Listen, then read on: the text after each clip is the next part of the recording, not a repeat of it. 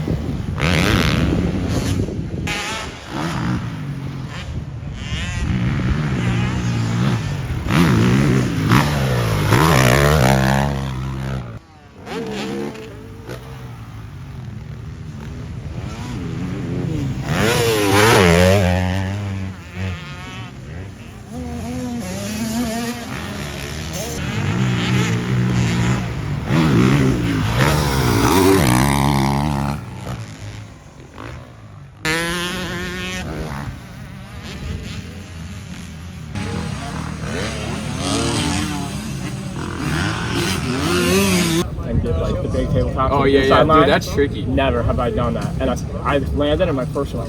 Bang! And I'm like, I don't know if that's normal. If they're too soft or not, but I popped up instead of out. Yeah. And then landed and kind of like, there's like enough traction. There's so much traction. Yeah. But I was like, oh, I got inside. I know that shape sometimes. And then I had a really good line with hand session, like on wide across. Yeah, that was landing off that tabletop tricky. Yeah, and because whenever you jump, you kind of tend to look right at this patch of trees over here, instead of actually looking to the inside and trying to look through the turn. That's hard. And the rougher it gets, like more like trying to like. Just got back from Moto 1. It wasn't brutal yet. We were probably like the 3rd moto, so it was actually pretty flat because they rolled it. I think we had a little rain. The ruts started to form again. They're longer, and some spots were getting a little bit rough, so it's going to be gnarly later. But I was able pretty much to charge the whole moto, which is not something I've been able to do almost all year yet. Meaning like I was able to charge, meaning like I was giving it everything I had, but I was like dropping an anchor. So I was still charging in my heart, but I was not moving forward very fast. So this one I just kind of kept like a decent pace, meaning that so like as my fitness was dropping and I was getting tired, I was still pushing through enough to charge to keep my lap times close within like 2 to 3 seconds. So for me, that's like a huge win. I'm trying to practice being a little bit more aware of like my space out on the track and being okay taking up space. I kind of have a tendency, especially here with the level of people here, to kind of want to be small out there, not get in anyone's way, which is the exact opposite of what racing is. So this is like a mental thing that I'm working on myself, being okay to be out there, belong out there, and not compared to anyone else, but just running my own race and knowing that that's enough and that's good. Progressively, I've been having conversations with Hayden about how the techniques kind of come to play, how you learn, what the process is of learning these things, and just a lot of light bulbs are clicking this week as far as like how I'm rolling through turns and how I was doing it incorrectly before, and how once you do one thing right, you bring awareness to the next thing that you were not doing necessarily properly.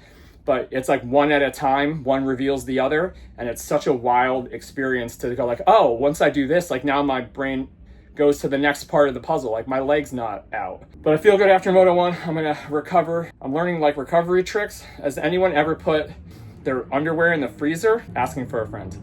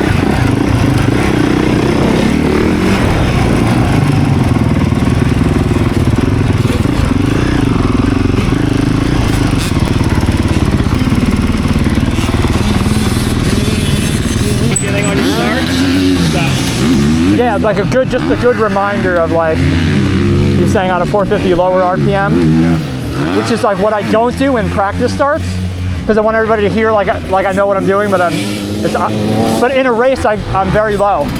But for some reason I won't do it when people are watching, because I like have to show off or something. So I'm like right, like let's do what I do in a race. I honestly thought that one you started in third because your bike was just and I was like, whoa, and I rode kind of like. Yeah, and then he's trying third. I didn't know. He said to shift into third really early. Yeah. Try that. And then you don't get that. Well, bike's not trying to light the tire up. Right. You know, and it's pulling. Right. And then I just wanted to do like a form. I'm exhausted, so I just wanted to do like a form moto. Yeah. Like tired and still try to pinch and be forward.